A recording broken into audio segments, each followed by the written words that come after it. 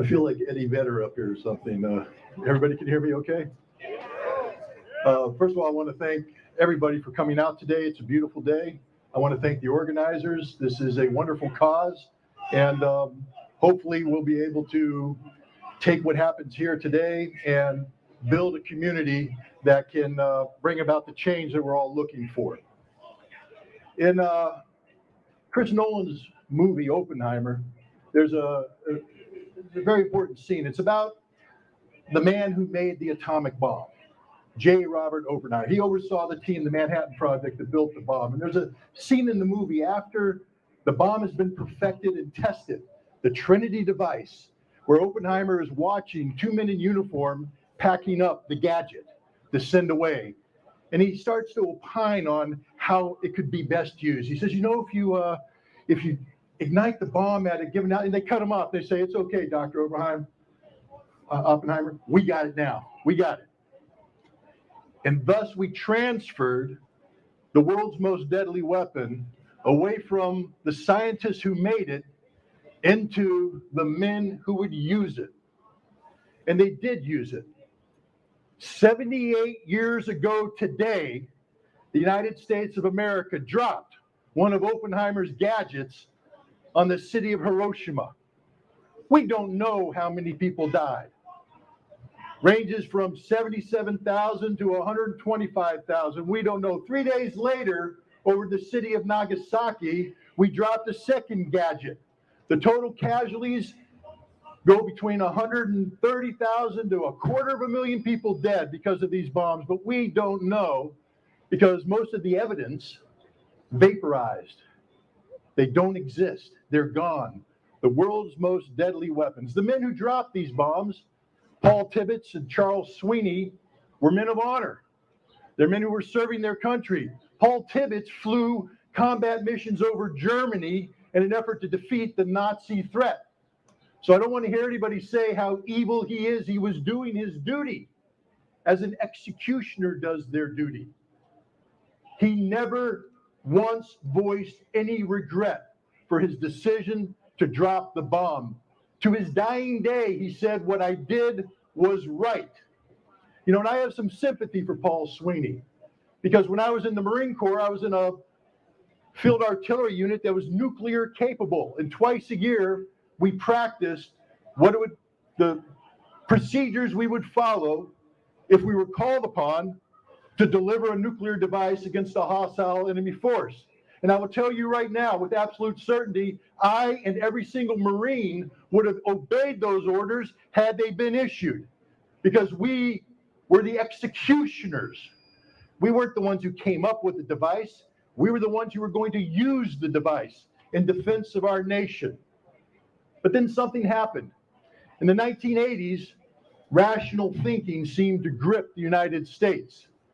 There was an amazing event that took place in June of 1982, right down the road here in New York City. 1 million Americans like yourself gathered there and demonstrated against nuclear war, demonstrated for arms control.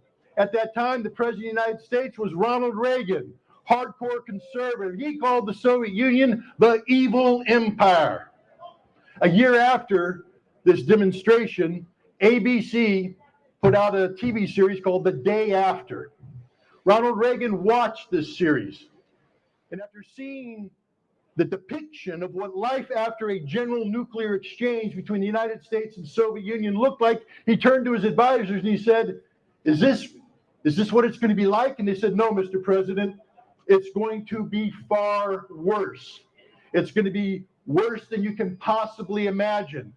And that set off a light bulb in Ronnie Reagan's head.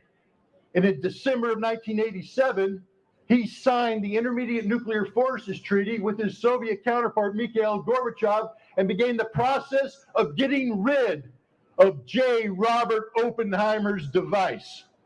It was the first time that the United States and the Soviet Union didn't speak of limiting the growth of nuclear weapons, but actually eliminating these weapons from the face of the earth. And you know who participated in that? You know who led the charge? Who's on the front lines in making this treaty possible? People like me, executioners, formerly trained to use nuclear weapons And we're now having our skill sets corralled into getting rid of nuclear weapons. And ladies and gentlemen, that was a good thing. Unfortunately, we were not able to maintain the momentum. We got knocked off track. Arms control today is not happening. The last remaining arms control treaty, New START, expires in 2026, and there is no negotiation taking place today to renew it. And this is happening at a time when both the United States and Russia are talking about spending billions of dollars, some would even say trillions of dollars, in modernizing their nuclear forces. But this time the modernization will take place without any limitations, without any restrictions imposed by arms control. It will literally be a nuclear arms race. Now, what makes this more dangerous in the 1980s?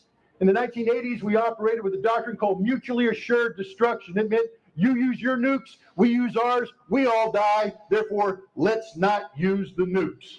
Now, that's a pretty stupid way to live life, but it's better than thinking that you can win a nuclear war.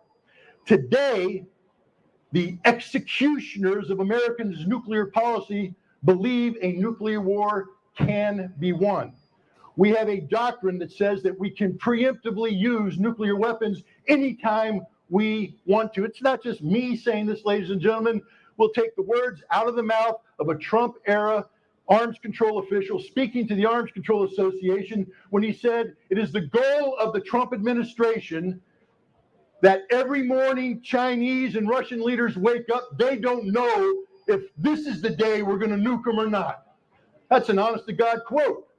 That's insanity. And yet that's America's policy. Now you'll say, wait a minute, Scott, that's Trump. What about Biden? Biden has the exact same policy of nuclear preemption, a policy that's being implemented without any restraint from arms control. And now we bring in the issue of Ukraine. We have a war going on in Ukraine that's not a war between Russia and Ukraine. It's a war between Russia and the collective West, including the United States. The goals of the United States in this conflict are simple: the strategic defeat of Russia. Now, Russia has said that a world without Russia is a world no one will live in, which means if you try to strategically defeat Russia, they will use their nuclear weapons to protect themselves. Yet the goal and objective of the United States in providing more than $180 billion of U.S. taxpayer funding to Ukraine is to enable Ukraine to strategically defeat Russia. That means that our policy is to commit suicide. Ladies and gentlemen, that is literally the definition of insanity. That is crazy. Now, today, in the United States, there's men and women who wear the uniforms of the armed services of the United States who are sworn to protect our nation. Some of these men and women have the job of using nuclear weapons if and when called upon. These are people like Paul Tibbets who will execute that mission. But you know, the people in the world today that have the ability to employ nuclear weapons don't just speak English. They speak Russian. They speak Chinese. They speak North Korean. They speak French. They speak Indian. They speak Urdu. Hindu, I guess. I should be accurate. Apologize out there. I'm a Marine. Sometimes I say things that I shouldn't. But the bottom line is we no longer have a nuclear monopoly. If nuclear weapons are used, this is a global problem. But we are the only nation in the world that has a doctrine of preemption. We are the only nation in the world actively pursuing a policy supporting Ukraine with the goal of the strategic defeat of Russia that will result in general thermonuclear war. We are the only nation willingly trying on a daily basis, not just to have Russia wake up and China wake up, questioning whether or not this is the day we will use nuclear weapons. Every person in the world wakes up wondering if this is the day. Now let's go back to the movie about Oppenheimer, that scene. J. Robert Oppenheimer turns to the men in uniform and tries to tell them about the nuclear device. And they say, "We got it here, boss.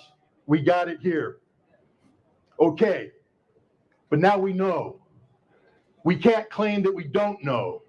No one in this audience can say, "I don't know about the threat." Nobody in the world today can say, "I don't know about the threat." And it's time that we have that meeting again with the executioners, with the men and women who will execute nuclear policy. And this time, we turn to them, and when they try to say, we got it here, we say, no, we got it here. It's over. The day of nuclear terrorism is done.